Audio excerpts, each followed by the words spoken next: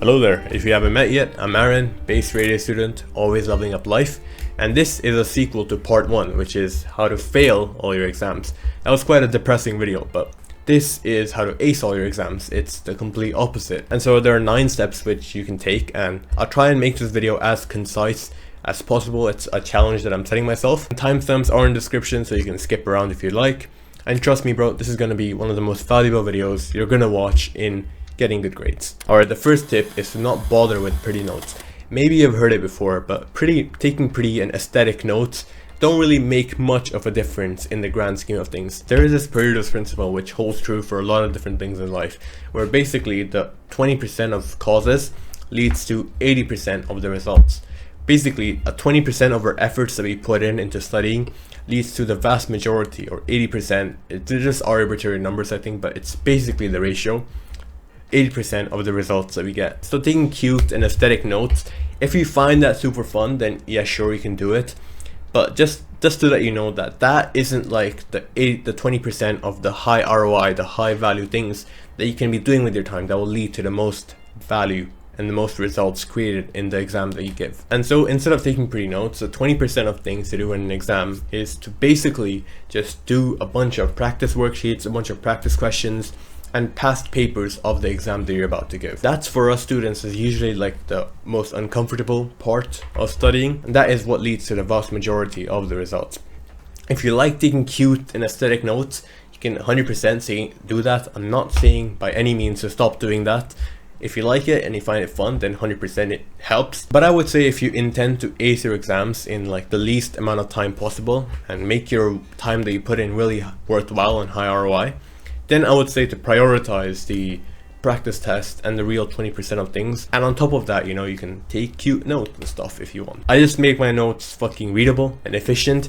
And so when we're in a lecture, I use an app called Notion and structure it out with the different subjects using one of my most used templates. That is like my note-taking system for any kind of lessons that we have. By the way, you should definitely start with Notion, and if you want some templates for free that will make you a much better student, then you can check them out. First link down below. But I'm not saying that you need to have these templates in order to be a straight student.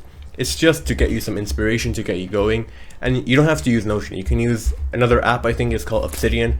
I just personally prefer and love Notion much more than Obsidian, and it's what I use. Step 2 is not to panic before any kind of exam. When you're panicking for an exam, you get emotional about things, bro. And you don't want to be doing that because it will like cloud your judgment and it will not allow you to logically take action to the path of getting a good grade and acing your exam. And so every time an exam is coming up and you feel yourself getting anxious and nervous, just calm down, bro. Take a couple of deep breaths, you know, like super deep breaths, actual like how a man would fucking breathe. Like calm down, like remove your importance from this exam and simply just take action, take effective action in getting a good grade without getting emotional or worrying about what grade you're gonna get. The third is to get enough sleep. Sleep, yeah, as you've probably heard a million times, is important. And the amount of people that I see and hear just stay up till midnight doing whatever and sacrificing their sleep for whatever it may be, whether that be scrolling on TikTok, which is a complete waste of time, or even, you know, like studying. It's not worth the sleep and health that you sacrifice. If you find yourself having to study late into the night, only like a couple of days, like every once in a while when you absolutely need to, it's fine, you can get the pass. But if you make it kind of like a weekly or daily habit where before every single exam you're having to stay up late to study, then that just means that you're not studying in an effective and efficient way, and you're not structuring and using your time well. Step 4 is to ditch the Pomodoro technique. The Pomodoro method, right? It's a really widespread productivity method that will help you get much more studying done apparently, and it will get you good grades. But it's such a huge scam. And the main reason, right? It's because you never get to enter what's called a flow state. A flow state is basically like when you're in the zone and you're completely locked in on something, you lose track of time completely. And that's where you usually produce like your best and highest quality work. And it's usually where the most uncomfortable work, maybe other people view as uncomfortable, that's usually where that kind of work is produced. So with Pomodoro techniques, where you set a timer for 25 minutes and then after take a 5-minute break, you never get to enter a flow state. I've already made a whole video where I shit on the Pomodoro technique, so you can watch that if you want. Another thing is that when you're doing something that you love, like it's your hobby or passion, You don't find yourself setting Pomodoro timers, bro. You don't find yourself doing your hobby for 25 minutes and then after taking a 5-minute break, because you simply find that activity fun. And usually you do it for like a few hours at a time, right? And that allows you to enter a flow state, and you have definitely experienced this before. You lose track of time completely. You're completely like in the flow of the task. You and the task are one, kind of like that, if that makes sense. And that's where our best work is produced. And so instead of doing flow states for your studies, do deep work instead, where it's basically long uninterrupted work without any distractions for like 1, 2, 3 hours, however much, and put like deep work blocks of the different stuff that you're going to do, which is what I only do now. I have never done Pomodoro technique again, bro. Step 5 is that it's not your fault, but it is your responsibility. This is a lesson that I learned, and if something happens, like let's say, I don't know, your dog got hit by a car or whatever, right? It's not your fault, right? It's the fault of the kid that drove the car being an idiot, you know? Can't fucking drive. Some people, man, they can't drive, man. Probably a woman driver. No, I'm joking, bro. I'm gonna get cancelled. But basically, they can't drive and they hit your dog, so it's completely not your fault, right? But it is, bro, your responsibility to make sure that, you know, you take care of the dog, you sort out with any legal issues or whatever. You have to kind of take responsibility for the things that happen in your life. Another example that's maybe a bit less depressing than a dog dying, whatever. Let's say you have a meeting coming up at 8 a.m. and you're on your way to that, and because of traffic or public transport, let me tell you, the public transport in Sweden, SL, it's kind of dog shit sometimes. But let's say it holds you up and you don't get to your destination in time and you're late to the meeting.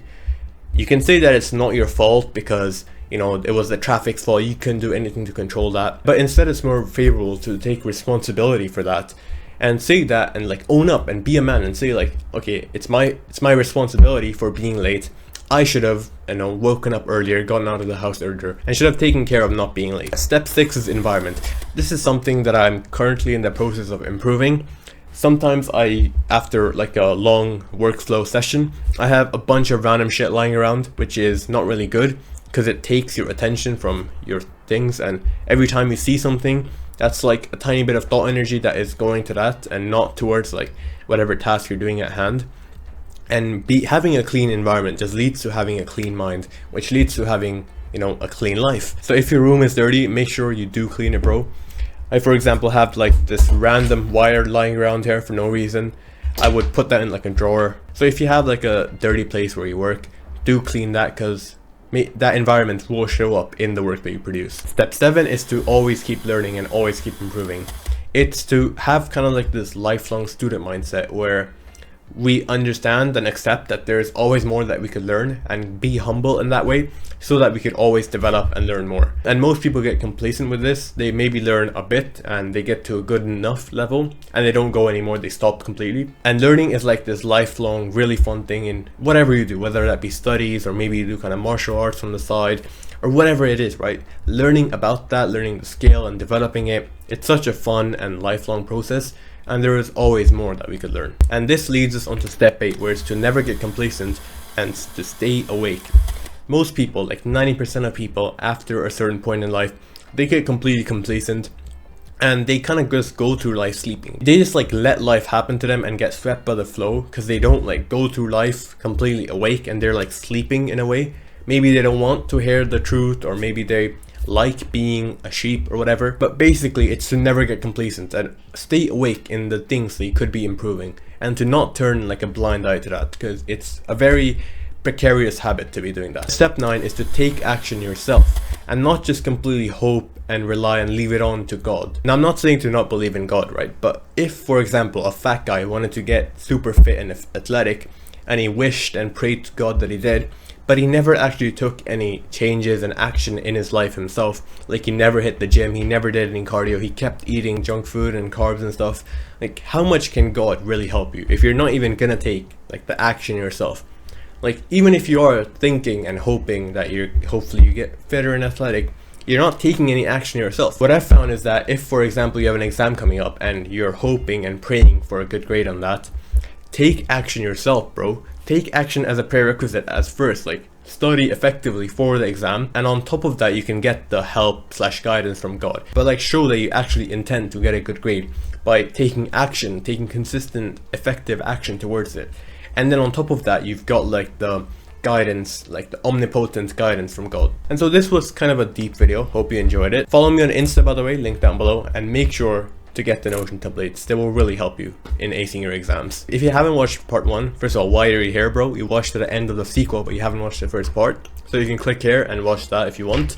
It's a good video. I really enjoyed making that one. As always, your potential is only limited by your intention. See you later, bro.